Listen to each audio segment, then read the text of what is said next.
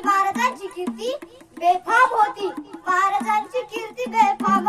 भल्या भल्या फुटला घाम. याला कोण घालीले सन दरबारी पुसली बेगम. कोणी बेगम म्हणजे आली आदिलच्या आश्राई. कसा नजरेत तिच्या अंगार दरबार झाला गमगार. कुणी घेईल पुढाकार साऱ्यांनीच मांडली हार. इतक्यात एक सरदार उठला. बोलला हम उड़ाएंगे शिवाजी को. आणि त्यानं विडा उचलला. नाव त्याचं अफजल खान.